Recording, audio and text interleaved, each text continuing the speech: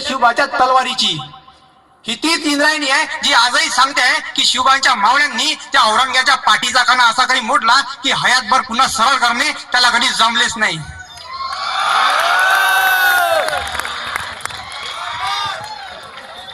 पण शिवबांच्या आधीचा महाराष्ट्र कसा होता, काय होती इथली परिस्थिती? अरे कोणत्याही सरदाराने यावे आणि गावातली एखादी देखणी स्त्री उचलून द्यावी. अरे कोणत्याही सरदाराने यावे, आपल्या सैन्यातील घोडे आमच्या शेतात सोडावे, पिकांची नासधूस करावी. अरे कोणी एक यावे आणि आमच्या घरात घुसून आमच्या स्त्रीवर, आमच्या मुलींवर अन्याय करावा, अत्याचार करावा. पण त्यांच्या विरुद्ध कोणी ब्राही काढण्याची कोणाची हिंमत नव्हती. अरे लुटलं जाई म्हणून पोटची पोर तर सोडा, पण धान्यांच्या बियांना आणि गवतांच्या पात्यांना उगवायची भीती वाटायची.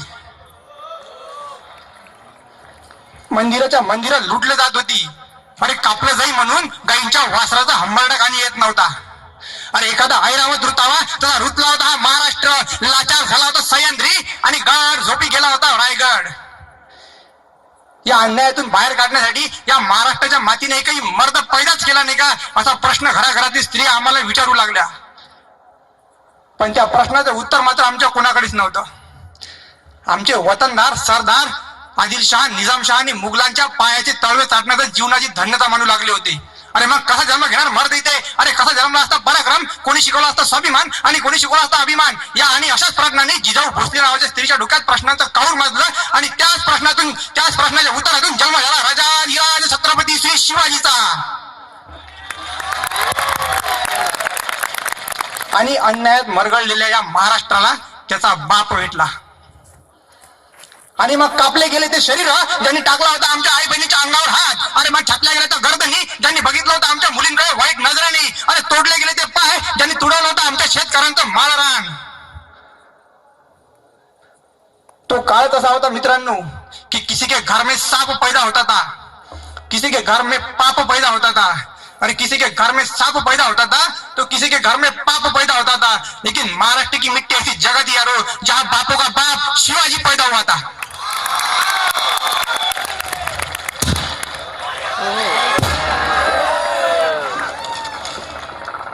अरे कसा होता शिवाजी? वाघाच्या जबड्यात हात घालून त्याची काच चढवणारा म्हणजे शिवाजी. या महाराष्ट्राला पडलेलं गोड स्वप्न म्हणजे शिवाजी. जिजाऊंचे झालेले संस्कार म्हणजे शिवाजी. अरे सडसडत्या रक्ताचा धगधगता अंगार म्हणजे शिवाजी. बघता बघता माणसं गोळा व्हायला लागली. हिंदवी स्वराज्याची स्थापना झाली आणि हिंदवी स्वराज्य वाढायला लागलं. आमच्या घरातली स्त्री सुखी झाली, सुरक्षित झाली. आमच्या शेतकऱ्यांच्या शेतात पिकं पिकायला लागली. छत्रपती शिवाजींनी फक्त प्रशासनाला सर्वोत्तम दिले नाही आहे, छत्रपती शिवाजींचा न्यायही सर्वोत्तम होता आणि धर्मनिरपेक्ष होता. छत्रपती शिवाजी हे जगातील सर्वोत्तम योद्ध्यांपैकी एक होते.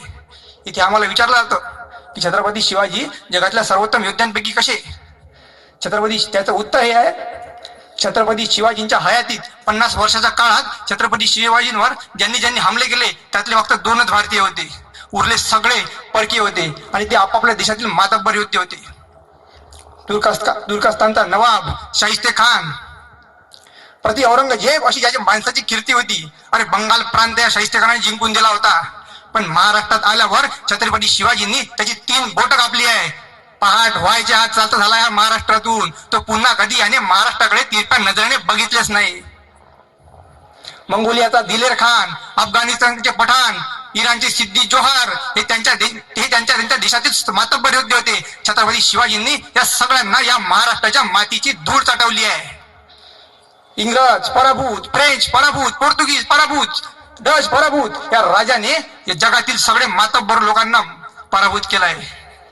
अरे आले किती, गेले किती, झाले किती, मेले किती. अरे आले किती, गेले किती, झाले किती, मेले किती. अरे कित्येकांची केली माती, नाही त्यांची गणती. जगामध्ये एकच झाले आमचे शिव छत्रपती.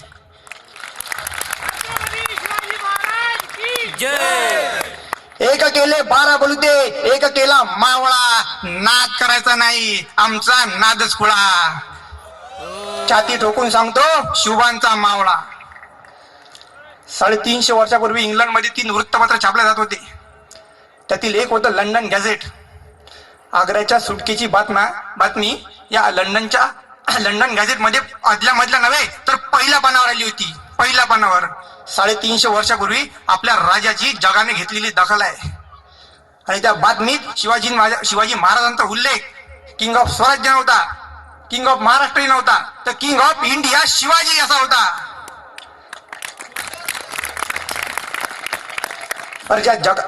ज्या राजापुढे छत्रपती शिवाजी ज्या राजापुढे सारं जग नतमस्तक झालं, त्या राजाला आम्ही जाणले तरी किती. एक चौथीचं इतिहासाचं पुस्तक सोडलं तर छत्रपती शिवाजी महाराज आम्हाला पुन्हा कधी भेटलेच नाही. जगातील 110 राष्ट्र छत्रपती शिवाजींच्या गनिमी काळाचा आपल्या अभ्यासक्रमात समावेश करतात. पण आमच्या अभ्यासक्रमात किती आहे समावेश? अमेरिकेच्या बोस्टन विद्यापीठात शिवाजी द मॅनेजमेंट गुरु नावाचा 100 मार्काचा इतिहास शिकवला जातो. आमच्या MBA विद्यार्थ्यांना किती शिकवलाय? 350 वर्षापूर्वी छत्रपती शिवाजींनी 11,000 फूट उंचीवर रायगडावर गंगासागर नावाचं तळ बांधलं होतं. 1972च्या दुष्काळात रायगड जिल्ह्यातील सगळ्या विहिरी आटल्या होत्या, पण 11,000 फुटावर बांधलेलं ते गंगासागर नावाचं तळ मात्र आटलं नाही. लोकांनी तिथून पाणी आणलंय. अरे वॉटर मॅनेजमेंट नावाची सिस्टीम आम्हाला कधी शिकवणार होती? पण आता कधी शिकवणार, कोण शिकवणार, का शिकवणार हे सगळं बाजूला ठेवायचं आहे. ज्याप्रमाणे महाराष्ट्राने छत्रपती शिवाजी महाराजांचा वारसा जपलाय, ज्याप्रमाणे महाराष्ट्राने छत्रपती शिवाजींचे विचार जपले, त्याचप्रमाणे आता छत्रपती शिवाजींची सर्जनशीलता आपल्याला जपायची आहे. आणि नुसती जपायचीच नाही तर घराघरापर्यंत आणि ओटाओटांपर्यंत पोहोचवायची आहे. आमच्या गड किल्ल्यांबद्दल आम्हाला नेहमी विचारलं जातं की तुमच्या गडाचे बुरुज पडले आहेत, त्यांच्या भिंती ढासळल्या आहेत. अरे उत्तरेत जाऊन बघा, त्यांचे गड किल्ले जसेच्या तसे जपले. त्या राजस्थानचे किल्ले बघा, जशीच्या तसे. आग्र्याचा ताजमहल बघा, जसा होता तसा आहे. दिल्लीचा लाल किल्ला बघा, जसा होता तसा आहे. पण त्यांचं तसं आहे आणि आमचं असं आहे. याचं कारण हे आहे की जेव्हा जेव्हा त्यांच्यावर हल्ले आले, त्यांनी माना झुकवल्या आणि भिंती वाचवल्या. जेव्हा जेव्हा मराठ्यांवर हल्ले आले, आम्ही मानाने झुकवले. आम्ही संकटांपुढे आमच्या छात्या भागवल्या.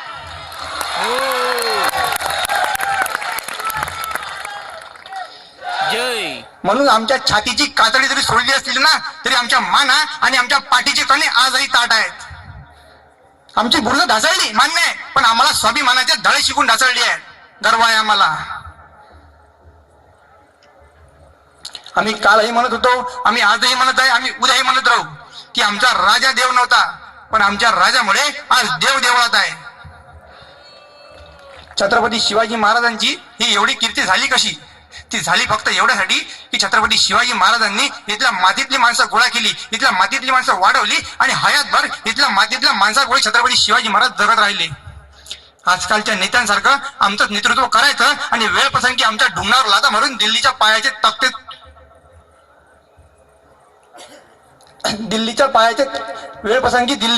तख्त्याचे तळवे चाटणे छत्रपती शिवाजींना मान्य नव्हतं. पण शिवाजी संभाजी नंतरच्या सगळ्या राजकारण्यांनी दारूद आणि नाचगाण्यात जीवन कंटण्यात धन्यता मानली आणि पुन्हा एकदा महाराष्ट्र दिल्लीच्या हातचा खेळणं बनला आणि पुन्हा एकदा खेळ चालू झाला अन्यायाचा आणि अत्याचाराचा. पण या अशा परिस्थितीत या महाराष्ट्राच्या मातीत एकही मर्द जन्मणार नाही असं होणार नव्हतं.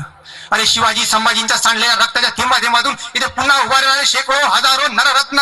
इथे उभे राहिले फुले, शाहू, आंबेडकर, सावरकर, लोकमान्य टिळक आणि राजगुरूंसारखे कडवट लढवय्ये. त्यांनी घडवला इतिहास. आपल्या लेखणीच्या आणि आपल्या भाषणाच्या जोरावर त्यांनी संपूर्ण देश हादरवून टाकला आणि सरते शेवटी महाराष्ट्राची मोहर देशाच्या राष्ट्रपतीपदी उमटून मग हा महाराष्ट्र शांत झाला आहे. जाता जाता फक्त एवढं सांगतो की आजपर्यंत आपण दिल्लीचा तख्ता राखलाय. आता दिल्लीचा तख्त नाही राखायचा आहे, दिल्लीच्या तख्तावर जाऊन बसायचं आहे.